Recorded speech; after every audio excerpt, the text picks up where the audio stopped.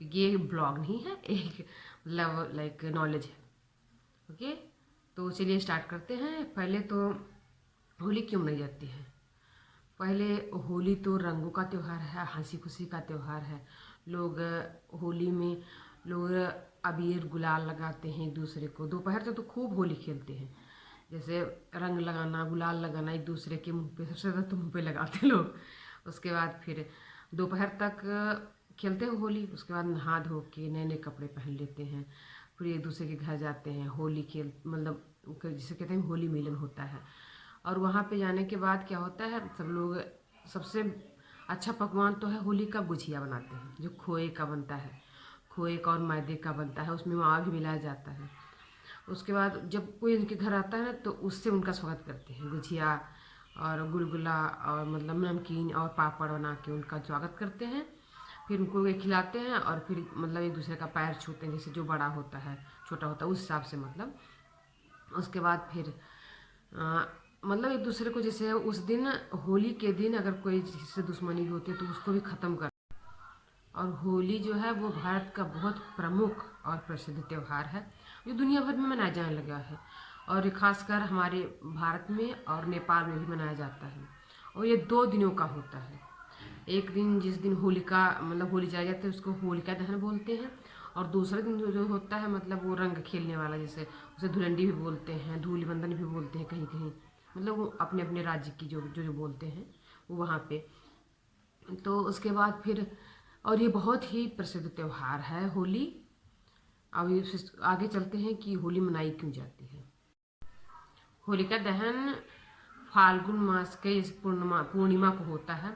और जो धुलंडी मनाई जाती है, जैसे रंग जो जिस दिन खेलते हैं वो चैत मास की प्रतिपदा को मनाया जाता है।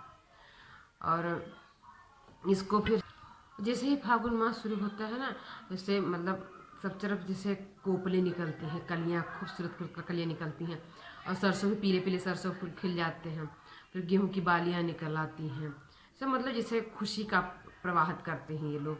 और फिर जैसे जब लोग होली मनाते हैं ना तो बहुत खुश हो जाते हैं। तो ढोल मंजीरे और डीजे, अब तक आजकल तो डीजे बजने लगा है। नहीं तो ढोल मंजीरे लेके दूसरे एक दूसरे के द्वार पे जाते थे, उनको रंग लगाते थे, उनसे भी रंग लगवाते थे। और फिर आके तब मतलब घर पे। तो आइए जानते हैं वो कहानी कि होलिका दहन होता क्यों है।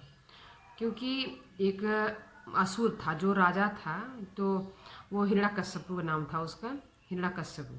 तो उसे वरदान मिल गया था कि कुछ वरदान मिल गया था, तो धरती पे नहीं मरेगा, आसमान में नहीं मरेगा, तो ऐसे मतलब वरदान जो प्राप्त हुआ था उसे।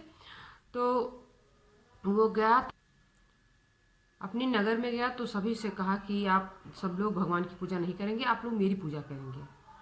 तो सारे मतलब सारी जनता तो मान गई, जो उनकी प्रजा थी वो मान गई, उनकी हिरण्यकश्यप की पूजा करने लगी।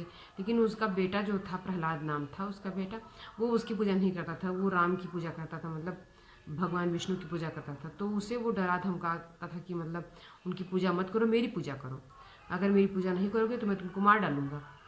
तो प्रहलाद ने मना कर दिया, कहा आप मार डालो क्या करो, मैं पूजा आपकी नहीं करूँगा।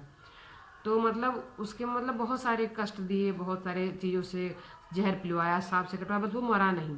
तो उन्होंने, उनकी बहन का नाम होलिका था, जो उनकी बहन थी हिरण्यकश्यप की। तो उसको वरदान प्राप्त हुआ था कि अगर आग में जाओगे तो तुम भस्म नहीं होगी, जलोगी नहीं। तो इसलिए हिरण्यकश्यप ने कहा कि आप ऐसा करो, आप प्रहलाद को लेकर आग में बैठ जाओ और तब प्रहलाद जल जाएगा, आप नहीं जलोगी। तो फिर वो होलिका उसमें बैठ गई और होलिका जल गई, प्रहलाद बच गया और होलिका जल गई। तो इसलिए मतलब इसलिए बोलते प्रहलाद मतलब खुशी होता है, प्रहलाद का नाम खुशी होता है, आनंद, हर्षोल्लास जो होता है। तो इसके आई होप आपको ये कहानी पसंद आई होगी। अगर पसंद आई तो लाइक सब्सक्राइब एंड शेयर कर देना। Bye bye, thanks for watching.